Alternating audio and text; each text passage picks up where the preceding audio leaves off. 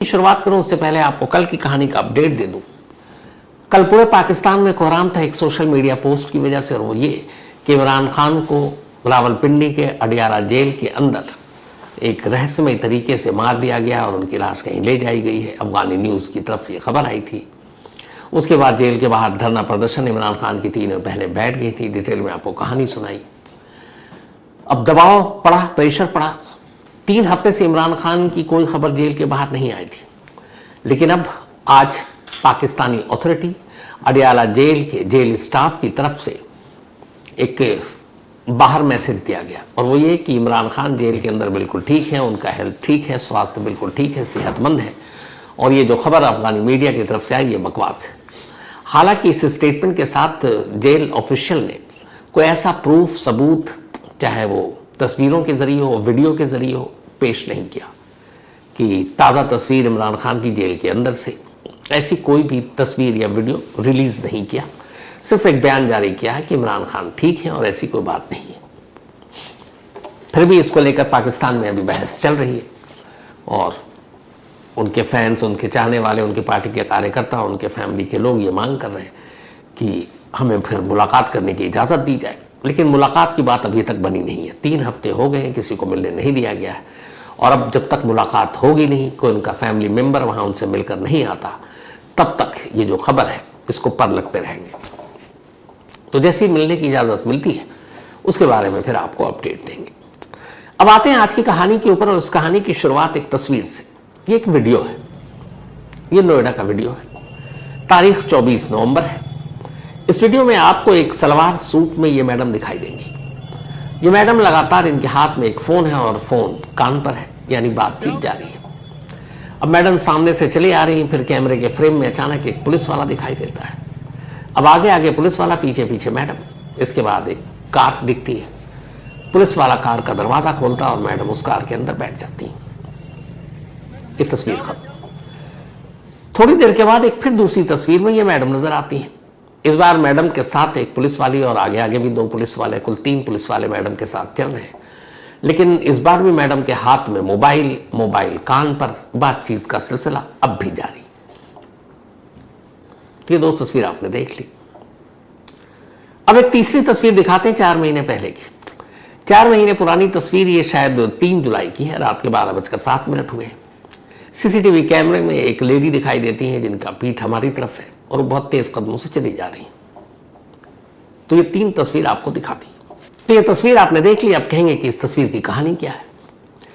तो ये जो मैडम नोएडा में आपको घूमते हुए दिखाई दे रही है और साथ में पुलिस वाले हैं, पुलिस वाला कार का दरवाजा खोलकर इन्हें बिठा रहा है, असल में ये एक भूत है।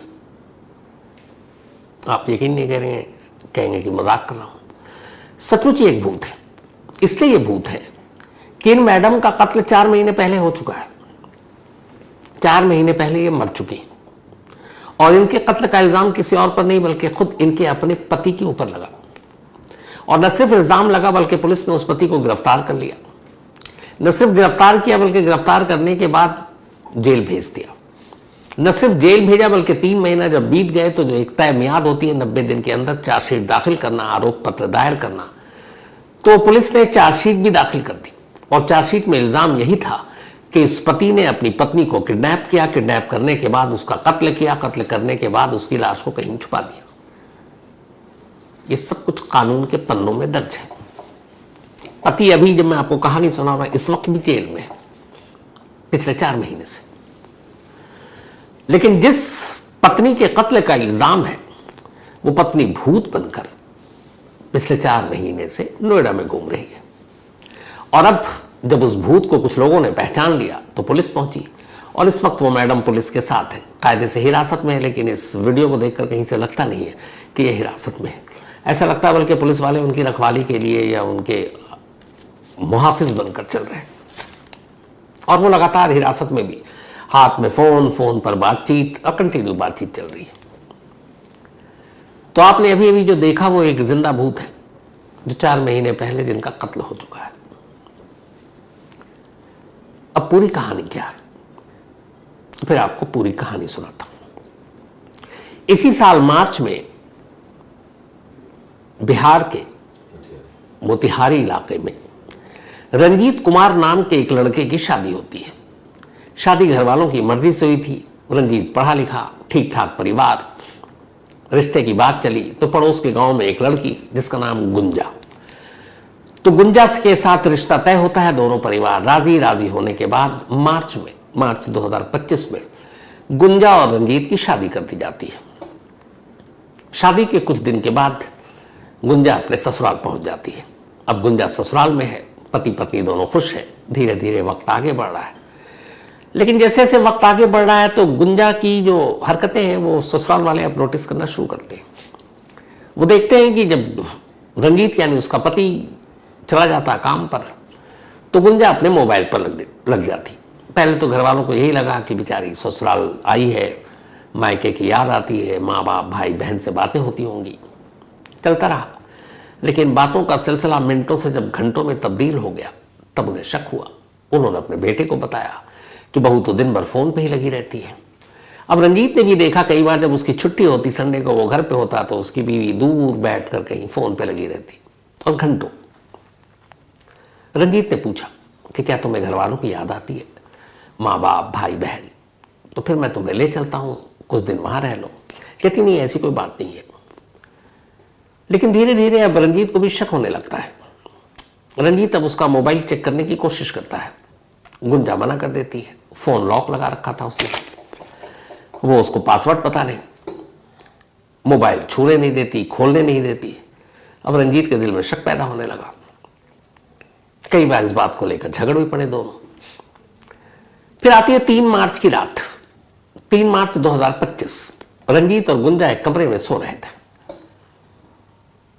तभी 3 मार्च 2025 की उस रात देर रात आंख खुली तो रंजीत ने महसूस किया कि गुंजा उसके पास बराबर में नहीं लेटी हुई है। उसने देखा, बत्ती जलाई, देखा गुंजा है नहीं। बाहर निकला, दूसरे कमरों में देखा, वॉशरूम में देखा, कहीं नहीं। फिर अपने माँ बाप को उठाया, दरवाजा देखा, अंदर से कुंडी जो है खुली हुई है, वरना लोग लगाकर सोते हैं।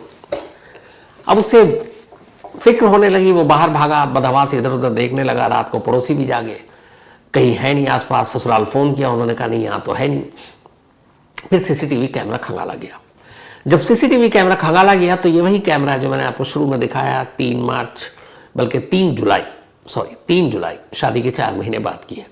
रात के 12:07 पर कैमरे में वक्त दिखा रहा है और इस कैमरे में यही गुंजा, रंजीत की वाइफ, तेज कदमों से कुछ घबराई हुई सी घर से बाहर निकलती है और फिर तेजी के साथ ही कैमरे के फ्रेम से गायब हो जाती है।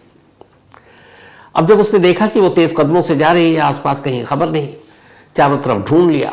अगले दिन 4 जुलाई को अब रंजीत अपने घर वालों के साथ अरेजा पुलिस स्टेशन है, वहां पहुंचता है मोतिहारी में, और वहां जाकर अपनी वाइफ की गुमशुदगी की रिपोर्ट लिखा देता है।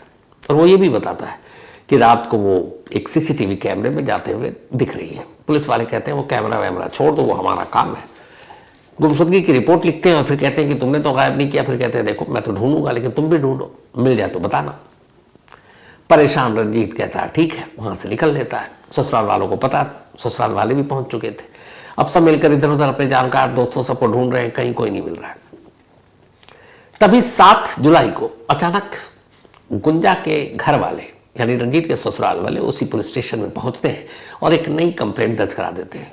वो कहते हैं हमें शक है कि रंजीत ने दहेज की वजह से हमारी बेटी को मार दिया, मारने के बाद लाश कहीं छुपा दी। अब वैसे ही 4 दिन से पुलिस, रंजीत ने जो शिकायत की उस पर कोई एक्शन नहीं लिया, उल्टा कहा तुम ढूंढो।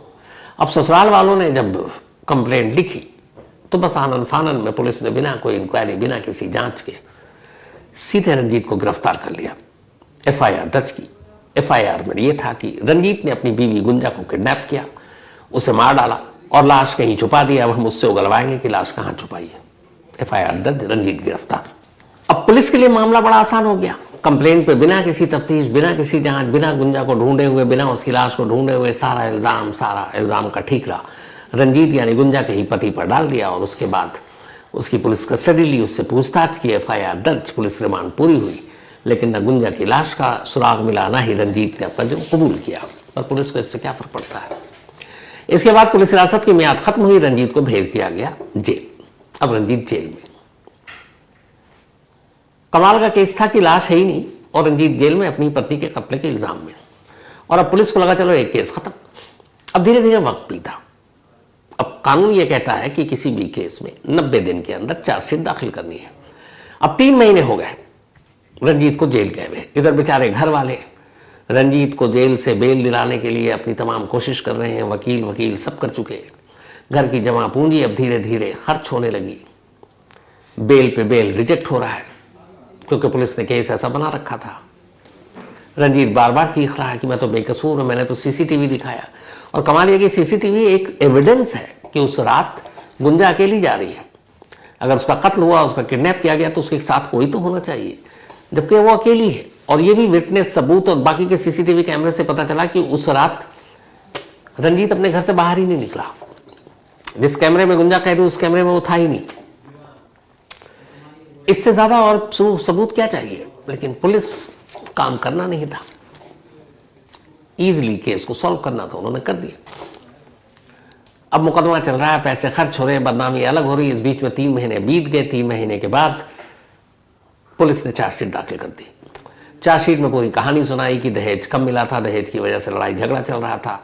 और फिर इसके बाद 3 जुलाई की रात रंजीत ने अपनी पत्नी को मार डाला। मारने के बाद उसकी लाश घर के बाहर ले जाकर कहीं छुपा दी, कहीं दफना दिया, गाड़ दिया, फेंक दिया। और रंजीत ही अपनी वाइफ के किडनैपिंग और मर्डर के लिए इकलौता एक्यूज्ड है। और फिर उन्होंने चार्जशीट में सारे सबूत भी दिखा दिए कि ये सबूत है, ये विटनेस है, इसने ये गवाही दी है। ससुराल वालों को भी कर दिया कि इनका भी ये कहना है, दहेज मांगता था, पीटता था। पुलिस का काम आसान। अब चार्जशीट दाखिल और अब ट्रायल शुरू होना था। 3 महीने के बाद चार्जशीट दाखिल हुई। 4थे महीने में अब ट्रायल और आरोप पत्र दाखिल होने वाले थे। इत्तेफाक से जब आरोप पत्र पर सुनवाई होनी थी और मोतिहारी की कोर्ट में, सेशन कोर्ट में इस पर अब जिरह शुरू होनी थी, अचानक एक फोन आता है नोएडा से मोतिहारी के और कहा जाता है कि रंजीत की जो बीवी है उसके भूत को नोएडा में देखा गया है। कुछ लोगों ने देखा, पहचान लिया। बहुत सारे लोग नौकरी की तलाश में अलग अलग शहरों में एक ही इलाके के काम करते हैं। तो यहां से जब खबर गई तो फिर घर वालों तक खबर पहुंची। घर वाले भागे भागे पुलिस के पास गए। उन्होंने कहा साहब गुंजा तो नोएडा में देखी गई है, चलिए गुंजा को लेकर आते हैं ताकि रंजीत जेल से बाहर आ जाए। कमाल देखिए, अब फिर भी पुलिस का मोतिहारी कहती अच्छा नोएडा में देखी गई है, गुंजा है उसकी भूत, ठीक है चलते हैं, बट जाएंगे कैसे? नोएडा दूर है मोतिहारी से, तो साधन वाधन कुछ इंतजाम किया जाए, गाड़ी वाड़ी का। रंजीत के पिता को कहा जाता है आप गाड़ी का इंतजाम कीजिए, सफर का इंतजाम कीजिए, रास्ते में खाने पीने का इंतजाम कीजिए और हम पर्यटक टूरिस्ट की तरह आपके साथ चलेंगे। एक केस है जो मर्डर का केस है और उस पर पुलिस का ही रवैया। जबकि कानून यह है कि किसी भी केस में जो रजिस्टर हो गया है, अगर उसमें आपको कहीं कोई सुराग मिलता है, कोई अरेस्टिंग करनी है, कहीं से एविडेंस कलेक्ट करना है, तो पुलिस सरकारी खर्च पड़ जाती है। बाकायदा हर पुलिस, हर स्टेट सेंट्रल एजेंसियों को एक पुलिस में अलग से फंड होता है जो इन्वेस्टिगेशन के ऊपर खर्च किया जाता है और ये पैसे सरकार देती है। तो अगर मोतिहारी से नोएडा आना है, अब वो अलग बात है, डिपेंड करता है सिचुएशन पर कि आप ट्रेन से आ रहे हैं, कि आप प्लेन से आ रहे हैं, कि बाय रोड आ रहे हैं, लेकिन वो खर्च, वो बजट आप बिल दीजिए। अगर आपने गाड़ी हायर किया वो सरकार देगी, वो पुलिस देगी। लेकिन यहां कमाल, पुलिस कहती है कि ठीक है चलेंगे, हम उसको लेकर तो आएंगे, लेकिन पहुंचे नोएडा कैसे? तो आप गाड़ी वाड़ी हायर कीजिए। अब मरता क्या ना करता, रंजीत के पिता एक गाड़ी हायर करते हैं। सब हो गया, कहते हैं आइए साहब। अब पुलिस वाले गाड़ी में बैठते हैं, वहां से अब पहुंचते हैं नोएडा। नजदीक तो है नहीं, कई 100 किलोमीटर है। रास्ते में खाते पीते रंजीत के घर वालों का एक तरह से टूरिस्ट बनकर नोएडा पहुंचते हैं। नोएडा आते हैं, फिर शख्स ने बताया था कि यहाँ उसकी भूत देखी गई है। उसके बाद उधर जाया जाता है, फिर एक घर पहुंचती है पुलिस, नोएडा पुलिस की मदद से। घर की घंटी बजाई जाती है, दरवाज़ा खुलता है, अंदर 2 लोग दिखाई देते हैं। एक उसी रंजीत की पत्नी का भूत यानी गुंजा, जिसके कत्ल के इल्ज़ाम में रंजीत 4 महीने से जेल में, अभी भी जेल में, और दूसरा एक और शख्स। अब पुलिस दोनों से पूछताछ करती है, गुंजा को अपने साथ लेती है। ये जो वीडियो आपने देखा फ़ोन पर, ये उसी वक्त का है। तब भी गुंजा के हाव भाव वहीं पुलिस के साथ ऐसे चल रही है जैसे पुलिस वाले उसकी सिक्योरिटी दे रहे हैं, फ़ोन पे लगातार लगी हुई है। और इसके बाद खैर पुलिस अब इसे लेकर मोतिहारी पहुंचती है। अब जैसी ये कहानी सामने आई, एक रिपोर्टर पहुंचता है इसी थाने के तो मेन सबसे बड़े अफसर है, वो बोलता है कि भाई ये क्या है, एक बंदा 4 महीने से जेल में है, अपनी ही बीवी के कत्ल का इल्जाम है, आपने चार्जशीट दाखिल कर दी, पूरी कहानी सुना दी, सारे सबूत इकट्ठा करके कोर्ट में दे दिए कि यही है, बट उसके भूत तो नोएडा में घूम रही है 4 महीने से, तो आप कुछ कहेंगे? उस एरिया के जो पुलिस वाले बड़े साहब हैं उनका आप जवाब सुनेंगे तो हंसी आ जाएगी। ऐसा लग रहा था वो पुलिस वाले हैं ही नहीं, ऐसा लग रहा था कि जैसे वो नेता या मंत्री है। उन्होंने कहा कि असल में साहब जब ये हुआ जुलाई में, जब वो गुंजा गायब हुई या उसका कत्ल हुआ, तब मैंने यहां आकर पद ग्रहण किया ही नहीं था। अब पद ग्रहण हिंदी का एक शब्द है, मतलब आपने चार्ज नहीं लिया तो समझ में आता है। पद तो ग्रहण अमूमन मंत्री लोग करते हैं। अब आपको लगे मैं मजाक कर रहा हूं तो पहले ये पुलिस वाले साहब से ही सुन लीजिए क्या कह रहे हो। सर, जिस लड़की की हत्या के आरोप में पति को पुलिस ने जेल भेजा, वो लड़की बरामद होगी, क्या है पूरा मामला? ये हमारे पदभार ग्रहण से पहले का मामला है और इसमें जो लड़की जो गायब हुई उसके माता पिता कहीं पे उनको फोटो वगैरह ये सब प्राप्त हुआ, उसके आधार पर ये थाना पर आके बताया कि हमारी बेटी को ये जो उसके पति हैं और उसके घर वाले लोग उसको मार के गायब कर दिए। तो इसमें उसका जो लड़की है उसका पति जेल चला गया और बाद में इस केस में कुछ ऐसा सूत्र आया, उस पर पुलिस वाले लोग, अनुसंधानक लोग और राज थाना लगे हुए थे, जिसमें कि नोएडा से वो लड़की सकुशल बरामद हो गई है और इसमें आगे की प्रक्रिया की जा रही है। लड़की नोएडा में क्या अपने प्रेमी के साथ रह रही थी? जी, प्रेमी के साथ पकड़ाई है। प्रेमी का क्या है? अभी उसमें जांच किया जा रहा है। उसे क्या जेल भेज दिया गया? देख लेते हैं, आपको पुष्टि कर दिया जाएगा। तो जी इन्होंने पद ग्रहण नहीं किया था। अरे पद ग्रहण जब कर लिया उसके बाद भी तो ये केस था, आप ही के तो टाइम में चार्जशीट दाखिल हुई 3 महीने बाद, फिर ये आपने पूरे फर्जी चार्जशीट में गवाह सबूत ये सब कहां से आपने पेश कर दिया कोर्ट में उस शख्स के खिलाफ जिसकी पत्नी के कत्ल का इल्जाम में आज तक लाश नहीं मिली, कोई सर्कमस्टेंशियल एविडेंस नहीं मिला, और आप कह रहे हैं तब पद ग्रहण नहीं किया था। तो अब क्या कर रहे थे आप पिछले इतने महीनों से? और जब सब हो गया तो बेचारे उसी घर वाले को आप पीस रहे हैं कि भैया अगर मिली है भूत तो चलो भूत से मिलने के लिए गाड़ी तुम लेकर आओ। ये कैसी पुलिसिंग है? खैर अब ये पद ग्रहण पता नहीं आगे कितनी बार और करेंगे, लेकिन तमाशा बन गया। तो खैर 4 महीने पहले जिसका ये हत्या हो चुकी थी, कत्ल हो चुका था, वो गुंजा भूत बनकर नोएडा में मिल गई। अब सवाल ये था कि ऐसा हुआ क्यों? तो पूरी कहानी कुछ और ही थी। कहानी ये थी कि गुंजा की जब रिश्ते की बात चली तो ऑलरेडी गुंजा अपने गांव में एक लड़के से प्यार करती थी। 2023 से वो एक रिलेशनशिप में थी और वो उससे शादी करना चाहती थी। इस बीच में एक शरीफ लड़का दिखाई दिया घर वालों को, रंजीत, और उसके बॉयफ्रेंड के बारे में पुरानी कोई जानकारी थी नहीं कि गुंजा गांव के किसी लड़के से प्यार करती है। तो उन्होंने रंजीत के साथ गुंजा का रिश्ता तय कर दिया। गुंजा ने भी सच बताया नहीं, खामोशी के साथ रंजीत के साथ शादी कर ली। लेकिन शादी के बाद पुराना प्यार जिंदा रहा और फिर वो अपने पुराने प्रेमी से कहती कि तुम्हारे साथ रहना है, कुछ करो। अब उसका आशिक नोएडा में जॉब करता था, तो फिर ये प्लान, ये तरकीब बनाई गई कि एक रोज गायब हो जाते हैं और नोएडा जैसे शहर में हम लोग अपनी एक नई जिंदगी बसाएंगे। गुंजा के भी मन में ये नहीं था कि उसके कत्ल वत्ल के इल्जाम में अपने पति को फंसाए। इसके बाद वो 3 जुलाई की रात खामोशी से अपने घर से निकल जाती है। प्रेमी पहले से मौजूद था कहीं दूर, फिर दोनों वहां से अलग अलग रास्तों से होते हुए नोएडा आ जाते हैं। नोएडा में प्रेमी पहले से काम कर रहा था, अब उसी के घर में दोनों रहने लगते हैं और 4 महीने तक यहाँ आराम से हैं। उसके पीछे में ये हुआ कि उसी गुंजा के कत्ल के इल्जाम में उसके पति को पुलिस ने पकड़ लिया, सिर्फ अपनी नाकामी या अपनी लापरवाही को छुपाने के लिए। वरना वो सीसीटीवी कैमरा ऐसा चश्मदीद एक तरह से गवाही या सबूत कहें आप कि जिस पे कोई भी एक समझदार पुलिस वाला जांच करता तो ये नौबत नहीं आती। लेकिन गरीब रंजीत कुमार को अपनी बीवी के कत्ल के इल्जाम में पुलिस ने गिरफ्तार कर सारा इल्जाम उसी पर धर दिया। 4 महीने से बेचारा वो जेल में। अब गुंजा या उसकी भूत जो भी कहें मिल गई है, अब वही पुलिस जाएगी कोर्ट में। मुझे तो ये समझ में नहीं आ रहा जाने के बाद वो ये कैसे कहेंगे कि ये जो भैया चार्जशीट, इतना चार्जशीट छोटा मोटा नहीं होता, कई 100 पन्नों का होता है। तो कई सौ पन्नों के झूठ उस पुलिस ने कैसे लिखवाए होंगे, मैं तो ये सोचकर हैरान हूं। कम से कम 300-400 पन्नों की चार्जशीट होगी। 300-400 पन्ने झूठ का पूरा पोथा कैसे बैठ के वकील को लिखवाया होगा, मैं तो वाकई मतलब दाद देता हूं ऐसे पुलिस वालों को।